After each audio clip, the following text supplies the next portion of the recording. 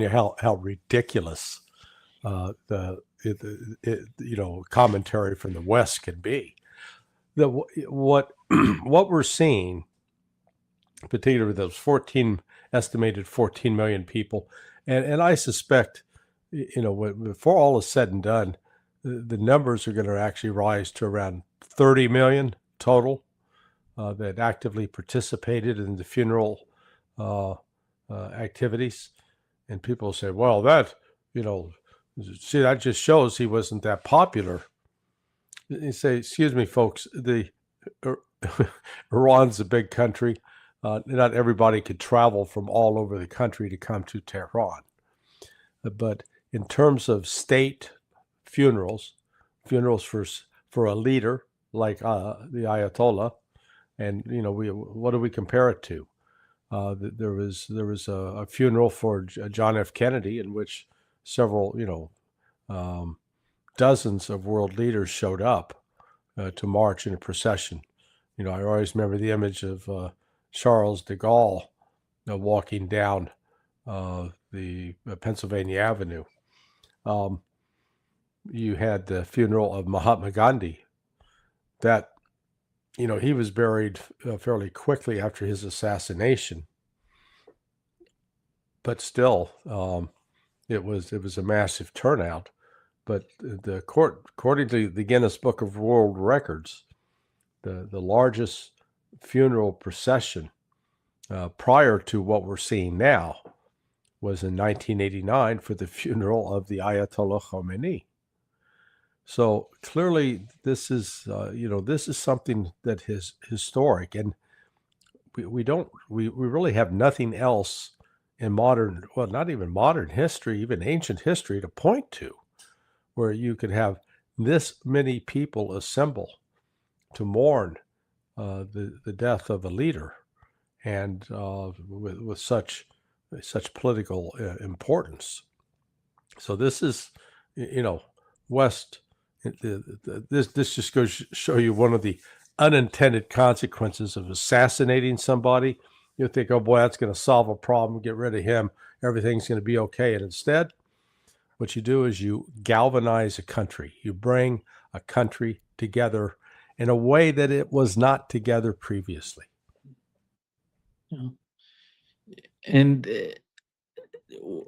I think in many ways it's important because the whole region is coming to some sort of understanding. Today I was talking with Paul Carrick-Roberts, Larry. He was mentioning how a new powerhouse can come into existence in the West Asia because he said just combining Iran, Turkey, and Pakistan, you have something like 435 million people coming together. Mm-hmm. Just imagine that. Put in Saudi Arabia. If Egypt wants to be part of that security architecture, it's going to be more than 470 million people, 490 million people. Mm-hmm. This is huge. If there is if the whole West Asia decides to find a path of peace for itself, I don't know if these sort of wars could bring some sort of sanity to the whole region, to find peace through these wars, because the war has been the case for the West Asia for such a long time because of its geopolitical importance. What is your understanding of that? Of the outcome? These wars, the whole region is fed up with these wars. They don't want these wars. They want to put an end to these wars permanently, not temporarily. They're saying, today we're not going to fight. There is a ceasefire going on. There is some sort of pause. We want to do this and that. This is the main argument right now in Iran. If you want to put an end to the war, it must be permanently, not temporarily. Well, again, it has to be viewed in the context of the, let's call it the geopolitical changes that are now shaking the world. Up to this point, and really it actually started sooner, but up to this point, the United States was perceived as the strongest military power in the world, as the one whose economic clout, coupled with its military clout, made it invincible. And basically, you had to go along, you had to do what the United States said or else. Well, this has exploded that as a myth. The U.S. attack on Iran did not cripple Iran. Yeah, it killed a number of people. What's fascinating now as we look back, the 42 days of war, they killed fewer Iranians compared to the Lebanese that the Israelis have killed. Israelis have killed more Lebanese in that period of time.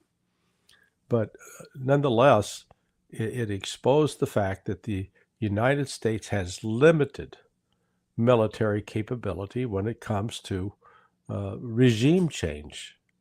That previous efforts in the 20th century, well, that didn't go well in Vietnam either. So I put that in there. But what we saw in the 1990-91 with the attack on Iraq, followed by the 2003 invasion of Iraq and the U.S. invasion of Afghanistan, that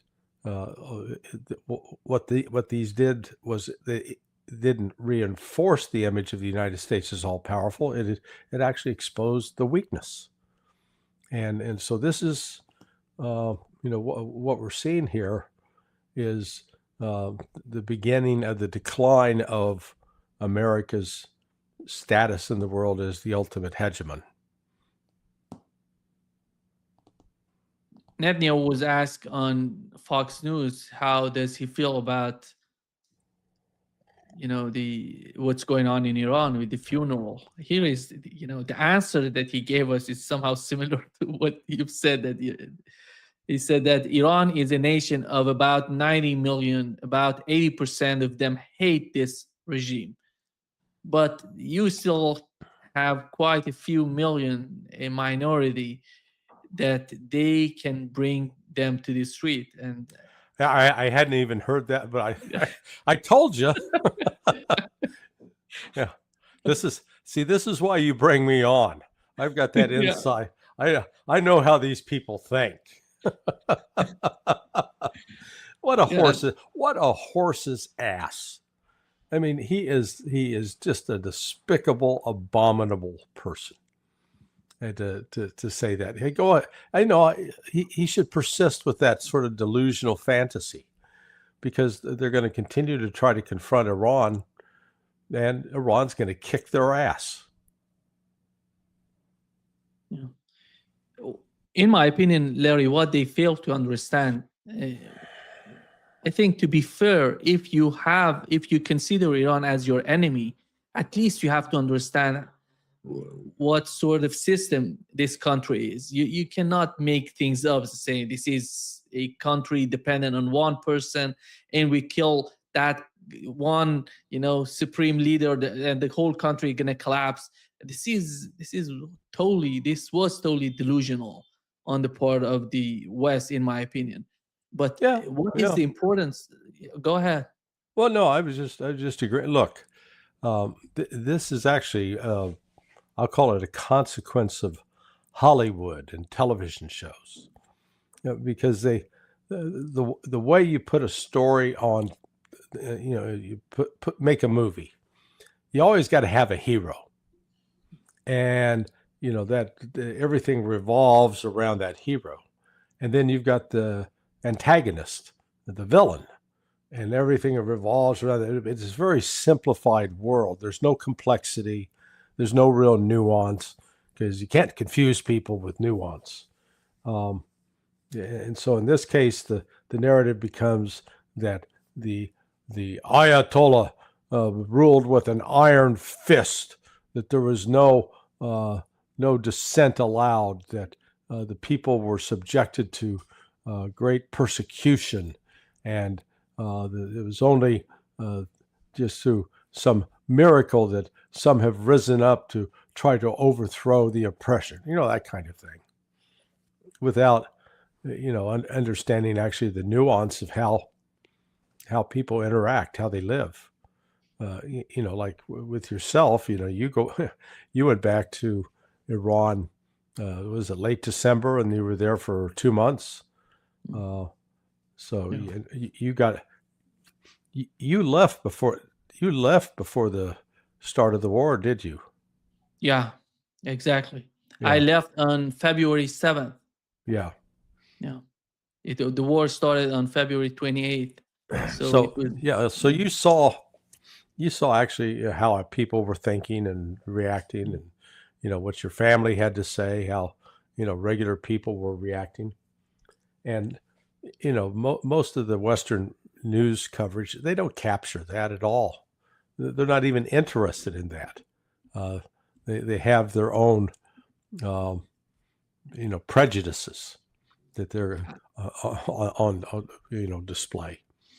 So you've got to um, you got to dig beneath the surface and try to say, okay, what's really going on here, and uh, you know what I've seen in my experience, and it goes back to when I started work at CIA, when I entered my first day on the job as an analyst in the Central America branch. Uh, the outsiders perceive that, CIA's got all these people with deep expertise and knowledge. They're covering like Central America. They know it inside and out. I was, let's see, there were two behind me, one in front of me, three, 4, 5, 6. So there are a total of 10 analysts in this branch. I was the only one that had actually lived in Central America. I was the only one that spoke Spanish at, they rank as Foreign Service Scale does at 1 through 5. I spoke it at a level 4. And yet, these people are to do analysis on Central America where they don't know the culture, they don't know the people. And when you add into that what like analysis of places like Iran or Iraq, which frankly are more, I'll call them more exotic than Central America. If you do get someone in, you get in an Iranian, someone who was a big supporter of the Shah, their family exiled, they're in the United States, and they got a grudge. They've got they're working an angle. They are not objective, but they bring that prejudice to the job, and that's the problem, that you're not getting good objective analysis. So, here is Iran that's not properly understood by anybody in the Trump administration. yeah. Looking at Iran, Larry, the first supreme leader of Iran, when he came to power, it was right after the revolution. You remember the Iran-Iraq war somehow, happened, and then they were in war for 8 years, 1981 to 1989, I think it started in 1980, actually, September of 80. 1980 and 1988. Yeah, So it it's started actually in it was actually 9 years, because I don't think they settled. They actually got the final settlement until like March of 89. Maybe I may be mistaken. Yeah, you're right. You're right. It was 1980 till 1988, and then it lasted. But we had right after the putting an end to the war, and after that ceasefire between Iran and Iraq being signed, you see the supreme leader of Iran, the first supreme leader of Iran, passing away. Mm-hmm. And he was charismatic, he was different, he was so, in the eyes of Iranians, in the eyes of the society in Iran, it was so important. And many people thought, who's going to replace him? Yeah. Are we going to have, is that going to be a huge crisis in Iran? Then you see the second supreme leader of Iran, Sayyid Ali Khamenei, comes, and you see what he has done, Larry, I think that today's Iran is the outcome. He's the architect of the modern Iran today, what we know Iran as today, because he basically reformed everything, and created many organizations. And many of these components within the system were created by his policies. He created them. The outcome of the war between Iran and Iraq somehow gave him some sort of wisdom that if he wants to defend Iran, he needs something else to defend Iran, because Iran had the fighter jets from the United States during those days, because the Shah regime was so close to Washington. Well, But I mean, let me just interject. And so those were F-4s. And in the first weeks of the Reagan administration, who was it that came before the Reagan administration into President Reagan's office and asked for U.S. permission to sell, to provide tires for those aircraft to Iran? Do you know who that was? No. Israel. No. So that's why when I hear Bibi Netanyahu get all his panties in a wad over all this, again, the history's a lot more complicated on this front, because here was Israel advocating for, even though the hostages had just been released. And yet here was Israel begging the United States, because Israel at this time was preoccupied with going after Saddam Hussein and his nuclear program, that they wanted permission to make sure that Iran had these tires so that they could fly the aircraft. Recently, the Iraqi government, they have published a report that shows right after the occupation of Iraq by the United States, they have basically killed all those scientists of the nuclear program of Iraq. Yeah. I don't know who did that, but it seems that they, little by little, the intelligence or those people who were involved, somehow they managed to kill all of them, most of them, if not all of them. Yeah. I mean, it was, this was part of using the IAEA inspection program to get inside the nuclear program in Iran, to identify specific individuals.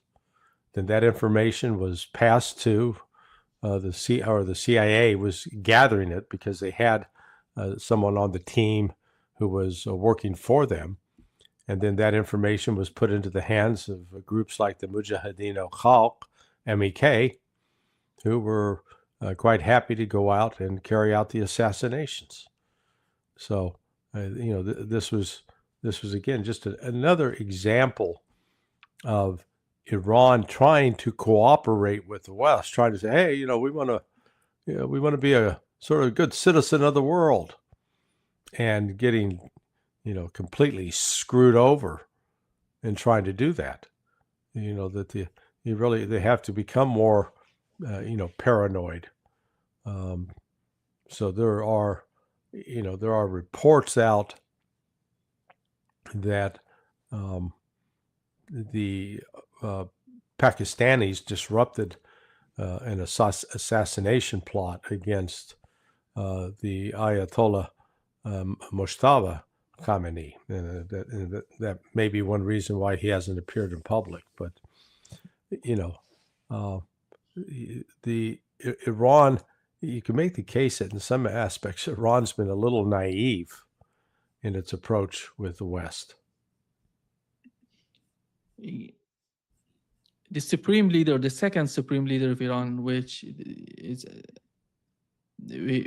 we've seen the funeral of him today and the day before, he was, Larry, the main reason that you see the Iranian missile program, drone program, is because of him. Mm-hmm. He insisted for many, many years that we're going to have a very powerful and mighty defense system. And that's going to be, he knew that the evaluation on the part of the Iranian military was that, are we going to go after, producing fighter jets? How far can we go? Are we going to get close to the United States or Russia? So their assessment in those days was, no, we're not going to be able to, to catch up with these superpowers. So what else can we do? Let's do something else. Let's make new missiles. Drones, then came drones.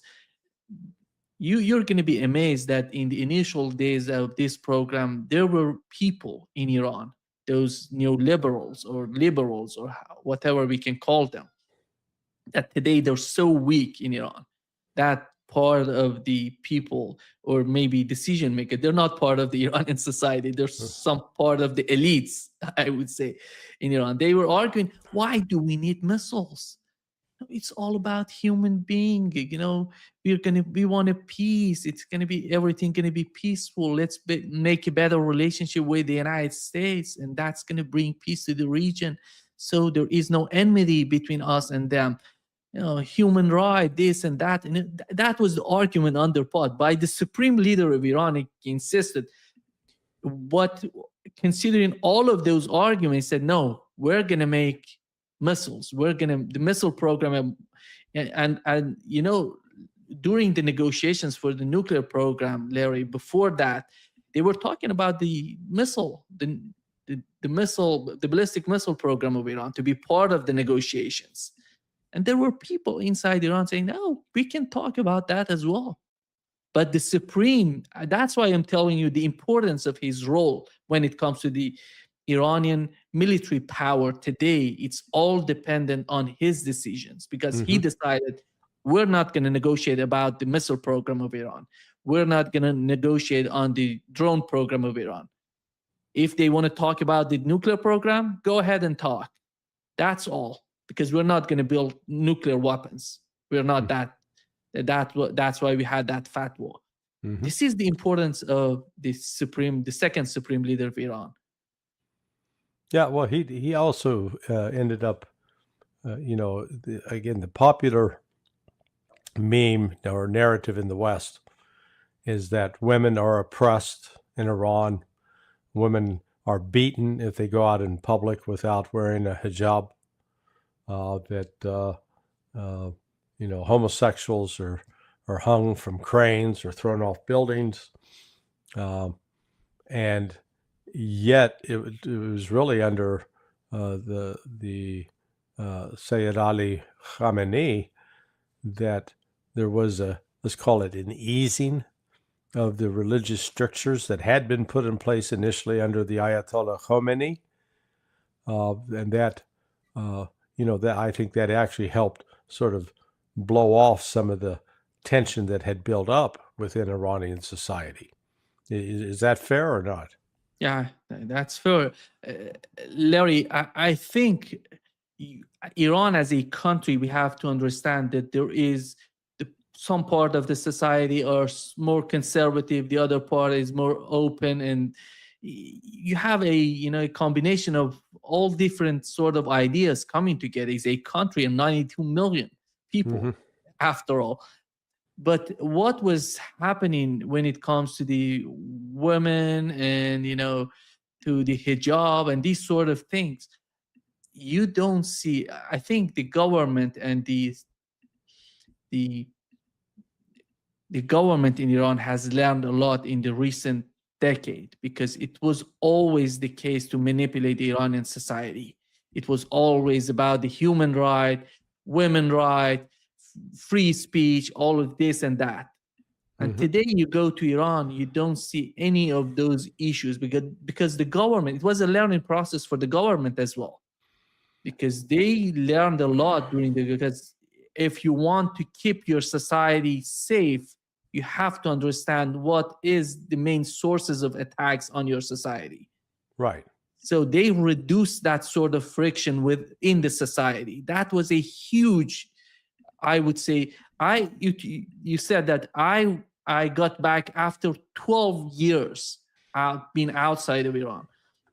When I got there, I went to the streets to talk with the people to see what's going on there. not only with my family and my friends. I went to see the society. I wanted to see how the people feel about. It was all different. It wasn't even close to what I was witnessing before leaving Iran. Mm-hmm. And this is a huge sort of change. It's part Well, of the Iranian identity. how did it change? The changes happened because both sides, you see the people who were somehow not happy with some conditions, as you mentioned, with the women or this sort, because we have the religious. Right. Well, you're not understanding my question. Explain to me specifically, what did you see that had changed? What was Everything has changed. what and how had it changed? Not the process of what, who did what, but what was the transformation that you saw? Let me put it this way. Economically, let's start with the economy. The Iranian economy was under tremendous sanction and the inflation is so high. But I had a friend here in Brazil. He studied with me for PhD. He studied here in Brazil. He went back to Iran, and I stayed here in Brazil. His life is much better than my life here in Brazil. He's much wealthier than me. He's professor there. He's teaching there the same way that I teach here in Brazil, but he's in a much better position economically than me. This is the way that the economy works there. Mm-hmm. You can get rich easily. And the second part is the society, the way that you see the society. The society, they're more open. You see the women, as they say, the hijab. There is no force on the part of the government to force people to have the proper hijab, as they call it. Nothing of that sort is happening there anymore. The society is more open. You see the way that the people talking about the government inside Iran, you're going to be amazed how they criticizing everything. Mm-hmm. While they understand, there are two sides, because when Benjamin Netanyahu comes out and said the people hate Iranian government, if you look at the discussions in Iran, you may feel these people hate the government, but because they don't understand the culture. Yeah. These people are criticizing the system while they're part of the system. They understand that they're part of Iran. They're part of the whole country. They feel about. That's why they're going. You see this sort of fight. They somehow is perceived from outside that they're somehow hating their country, their government, and nothing of that sort is true, Larry. Because I think what you've raised about the experts on Iranian, for example, in the case of Iran, in the case of Russia or China, you have to have people who understand the culture, Mm-hmm. who go there, who understand how the people feel, today they said, as I said before, they say Marg bar Araqchi, the death to Araqchi, the foreign minister of Iran, after signing MOU. And for us outside Iran, we may feel that they want to kill Araqchi, the foreign minister of Iran, but that's not the case. The culture is different. The way the people express themselves is different. That's the huge misunderstanding between what we hear here in the West and what they feel inside Iran. This is the problem. This is the huge disconnection between the two sides. Yeah. I